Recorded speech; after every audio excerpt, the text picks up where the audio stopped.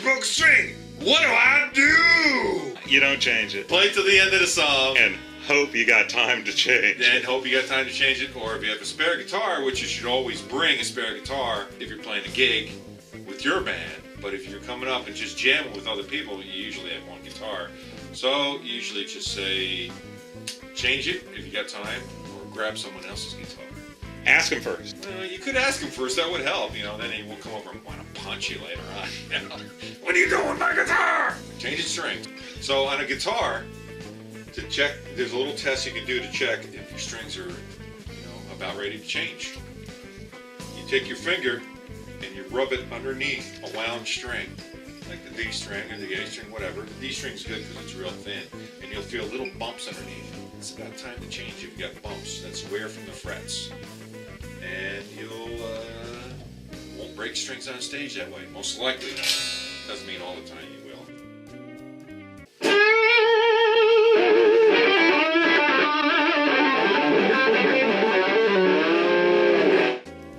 you go, baby. Super peg winder. I have to go find it. I'll be right back. Look at this thing. Check this out. It's the Turbo Tune Professional. Turbo Tune Professional. So the good thing about it, it does have a nice little spot there. Got that notch where you can actually pull out your bridge pins on your acoustic guitar. Because I played a gig in Hungary and did not have a bridge pin puller. It was not happy. This thing here is Steve Markley. It's just crazy. Yeah. Turbo Tune Professional. Let me get where you can see it maybe. Show them the little...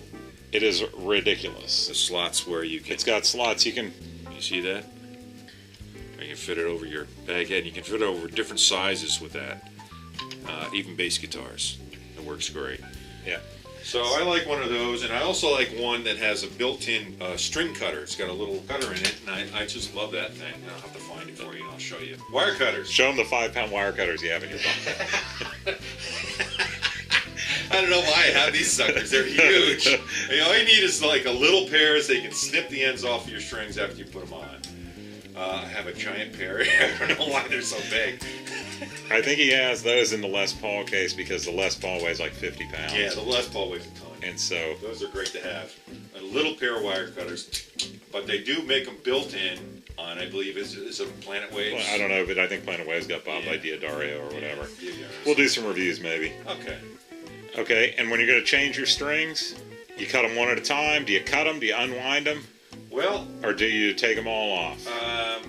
Well, if you send them down to the shop, have them do it, they'll probably just loosen them up a little bit and go snip, snip, snip, snip, snip them all off at the same time, which is okay. There's nothing wrong with that. But when you put them all back, the neck has to kind of settle back in and for it to be proper again and for it to feel right.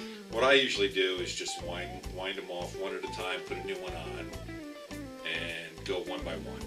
And the neck stays more stable that way. It's not going to freak out if you cut them all off, but it's just more stable.